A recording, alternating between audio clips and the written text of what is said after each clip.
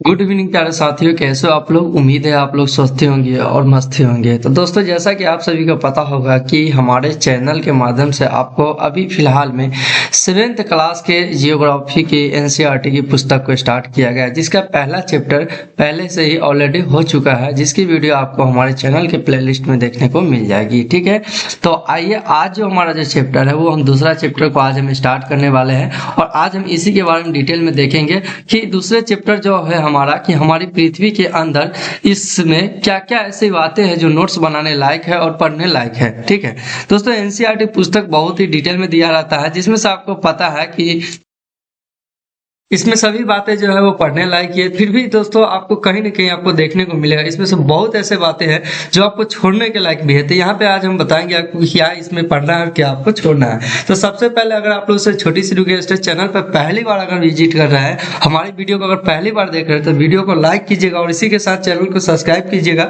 इससे आपको ही फायदा होगा, जब भी इसकी क्लास आएगी तो आपके पास इसका नोटिफिकेशन मिल जाएगा या आपके स्क्रीन बार में वो देखने को मिल जाएगा, और साथ ही अपने दोस्तों के साथ भी शेयर जरूर कीजिएगा।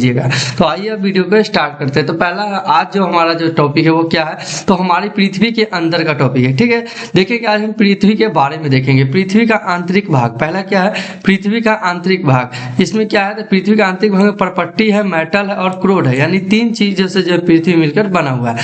प्रपट्टी की मोटाई कितनी है, तो 35 किलोमीटर की है। ठीक है, मेटल कितना है, तो मेटल 29 किलोमीटर गहराई तक पाया जाता है मेटल। और क्रोड, पृथ्वी की क्रोड जो है त्रिज्या का लगभग 3500 किलोमीटर है। ठीक है, 3500 किलोमीटर है। अब देखेंगे प्रॉपर्टी के बारे में, अब एक एक करके सभी लाइन को देखेंगे।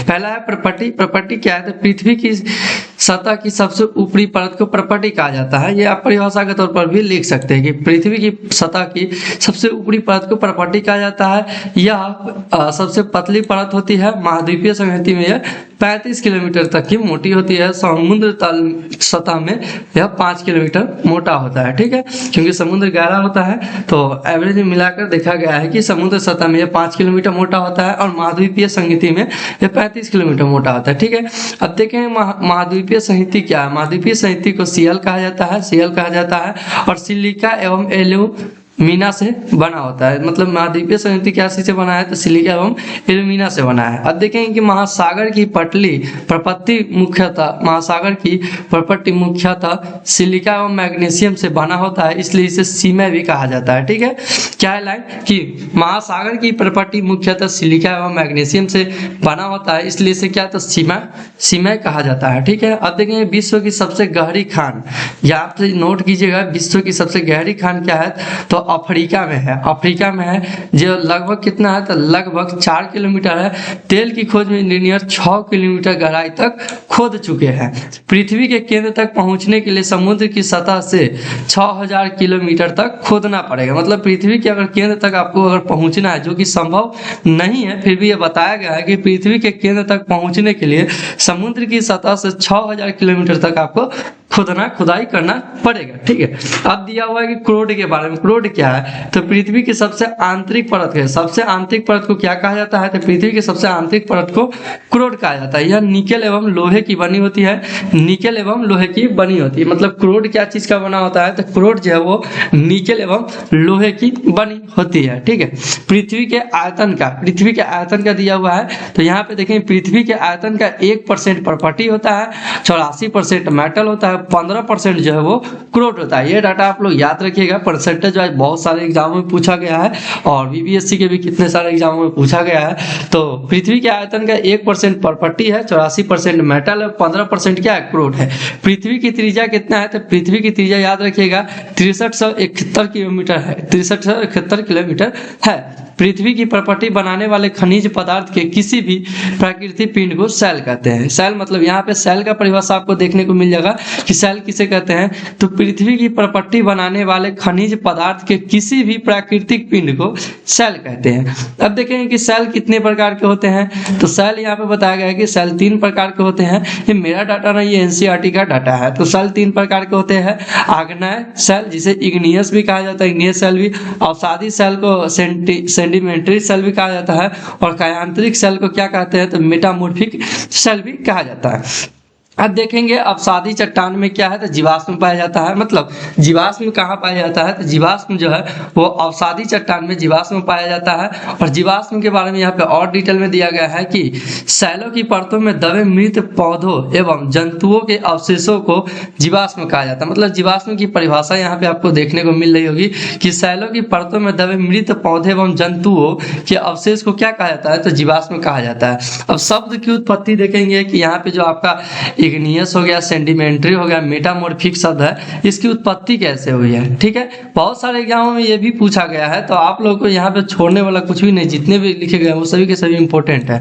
तो पहले देखिए इग्नियस शब्द क्या है। इग्नियस शब्द है लैटिन शब्द के इग्निस, जिसका अर्थ क्या होता है, अग्नि होता है। और सेडिमेंट्री लैटिन शब्द सेडिमेंटस जिसका अर्थ क्या होता है, तो स्थिर होता है। ठीक है, और मेटामॉर्फिक ग्रीक शब्द से, मेटामॉर्फिक क्या चीज से बना है, तो याद रखिएगा मेटामॉर्फिक जो है वो ग्रीक शब्द से बना है, जिसका अर्थ क्या होता है, तो मेटामॉर्फिक शब्द का अर्थ होता है कि रूप होता है। ठीक है, और ये क्या चीज से है, तो ग्रीक शब्द से बना हुआ है और सेडिमेंट्री लैटिन शब्द से। ठीक है, अब देखेंगे एक एक चट्टान के बारे में। ठीक है, जैसे पहला हो गया आपका आग्नेय चट्टान। आग्नेय चट्टान का निर्माण कैसे होता है, तो यहाँ पर दिया गया है कि द्रवित मैग्मा ठंडा होकर ठोस में परिवर्तन हो जाता है।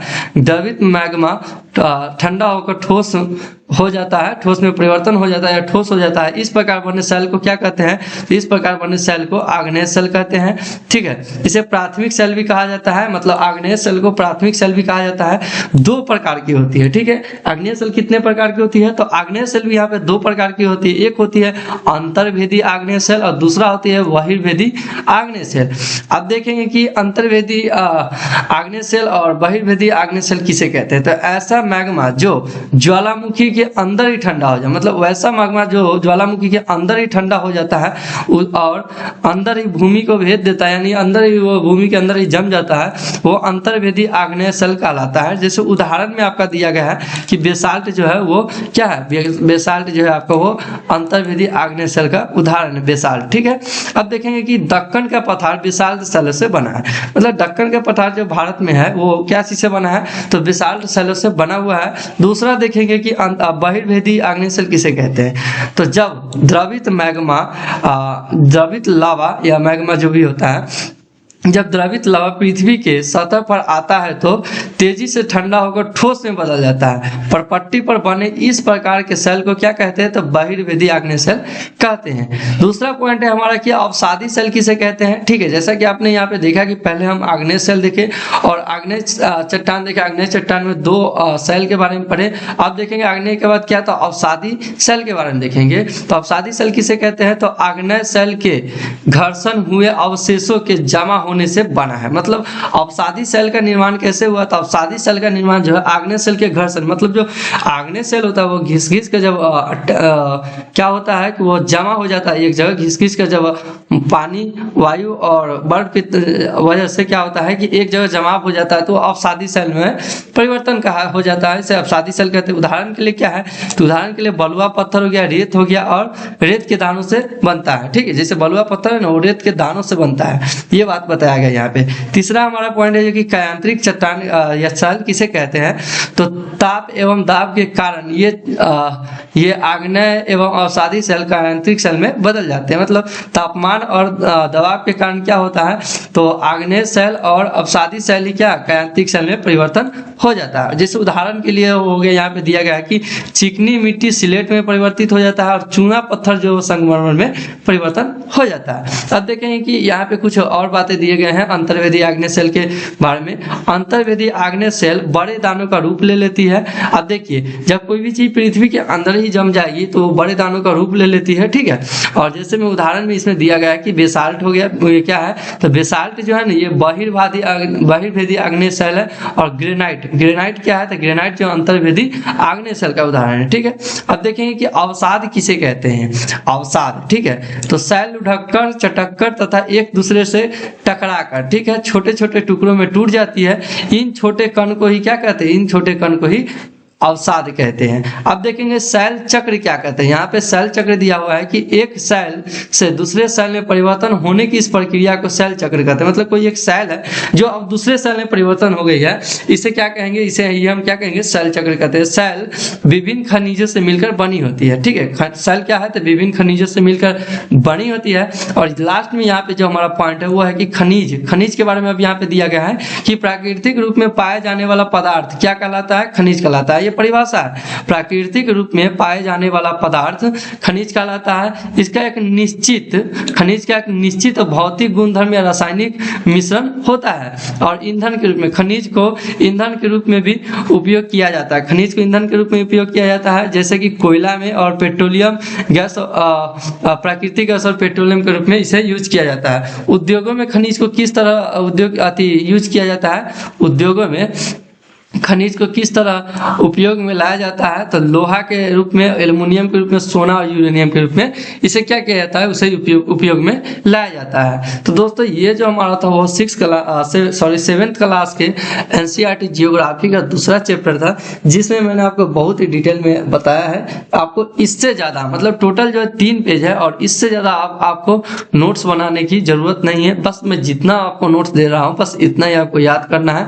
तो दोस्तों अब नेक्स्ट क्लास में हम इससे आगे की चैप्टर के बारे में पढ़ेंगे। तब तक के लिए अगर आप लोग हमारे चैनल पर पहली बार विजिट कर रहे हो तो एक बार मैं आप सभी को फिर से बता रहा हूं कि आप लोग हमारे चैनल को सब्सक्राइब कीजिए और अपने दोस्तों के साथ भी शेयर कीजिए, ताकि वो लोग भी बुक के चक्कर में ना पड़े। इससे ज़्यादा आपको नहीं पढ़ना है। और अगर आप लोग कमेंट करेंगे तो मैं इसका जो है MCQ भी करा दूंगा आपको। ऑब्जेक्टिव टाइप क्वेश्चन भी मैं सभी का टेस्ट ले लूंगा अपने चैनल पर ही। तो दोस्तों अब मिलते हैं फिर से नेक्स्ट वीडियो में। तब तक के लिए जय हिंद, वंदे मातरम। दोस्तों पढ़ते रहिए खूब मन लगाकर।